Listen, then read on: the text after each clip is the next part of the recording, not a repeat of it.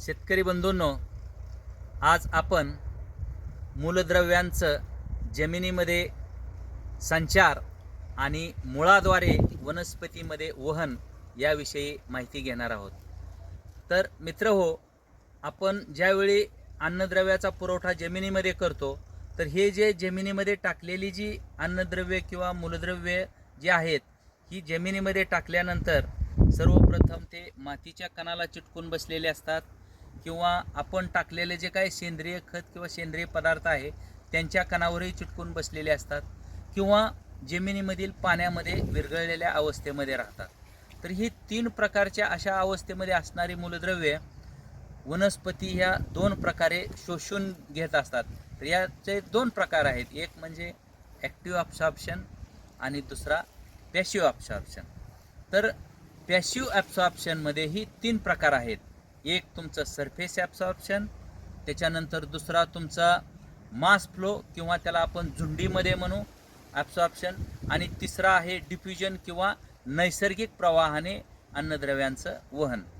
तर या सरफेस ॲब्सॉर्प्शनमध्ये काय होतं की सरफेस ॲब्सॉर्प्शनमध्ये तुम्हाला ज्या वेळेस तुम्ही जी काही अन्नद्रव्ये जमिनीमध्ये दिलेली आहेत ती अन्नद्रव्ये मुळाच्या भूपृष्ठभागावरून संपर्कात येऊन मुळं हे शोषून घेत असतात.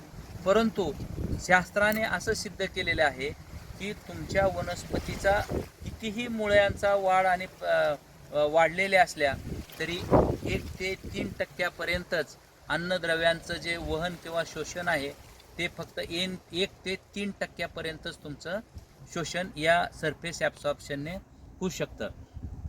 परंतु जर तुम्हाला हे सरफेस ॲब्सॉर्प्शनने अन्नद्रव्याचं वहन वाढवायचं असेल तर तुम्ही जमिनीमध्ये मायक्रोरायझाचा वापर करणं गरजेचं आहे. पहिलाच तुम्ही काय म्हणता अर्बॅस्क्युलर व्हॅस्क्युलर मायक्रोरायझा.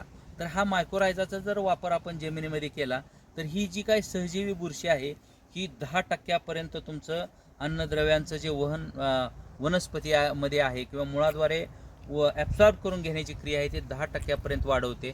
त्याच्यामुळं तुम्हाला जमिनीमध्ये मायक्रोरायझाचं प्रमाण वाढवणं गरजेचं आहे.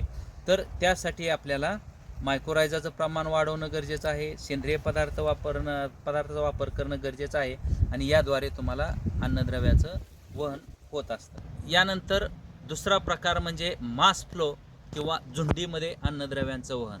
तर या प्रक्रियेमध्ये काय होतं, वनस्पती ह्या बाष्पोत्सर्जन कायम करीत असतात, त्याच्यामुळं पाण्याचा ऱ्हास मोठ्या प्रमाणावरती होत असतो आणि त्याच्यामुळं मुळाच्या कक्षेतील पाण्याचं प्रमाण कमी होतं आणि मुळांच्या कक्षेतील पाण्याचं प्रमाण कमी झालं की दुसऱ्या बाजूचं म्हणजे दुसरीकडूनचं पाणी तिथं म्हणजे वहन होतं आणि त्या पाण्याबरोबर जमिनीमध्ये विरघळलेली अन्नद्रव्येसुद्धा त्या पाण्याबरोबर येतात आणि अशा पद्धतीनं अन्नद्रव्यांचं वहन मुळाद्वारे वनस्पतीमध्ये होत असतं.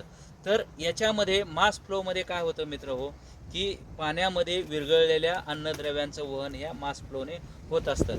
तर वनस्पतीमधील जवळजवळ 90% अन्नद्रव्यांचं वहन हे या प्रोसिजरने होत असतं किंवा मास फ्लोने होत असतं.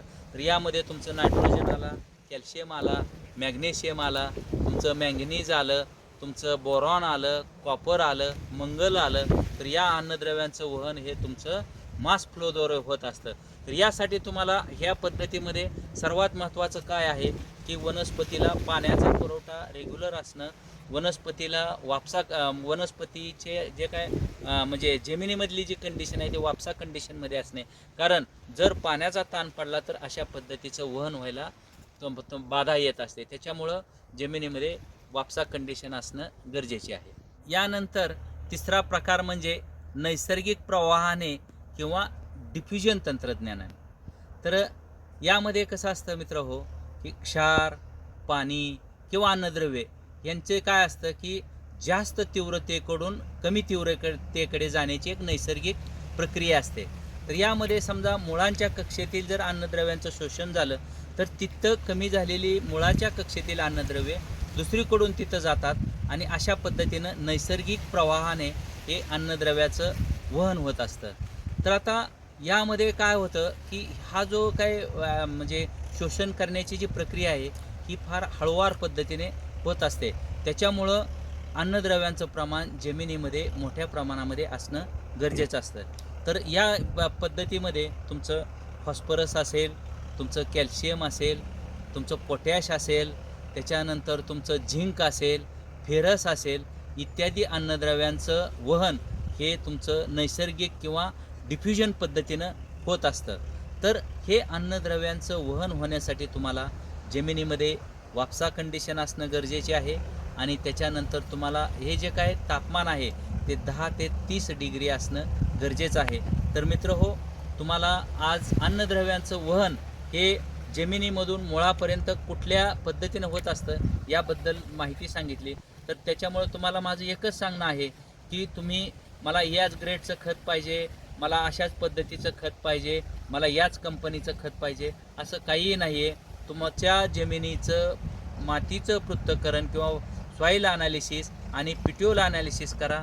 कुठलं अन्नद्रव्य कमी आहे आणि त्या पद्धतीनं तुम्ही अन्नद्रव्याचं तुम्ही बेसल डोसला द्या किंवा तुम्ही फर्टिगेशनने द्या, परंतु तुम्ही जे लागणारं अन्नद्रव्यच द्या.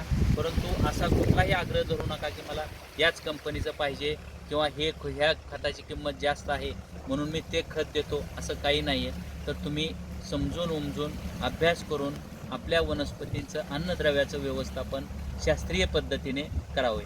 धन्यवाद.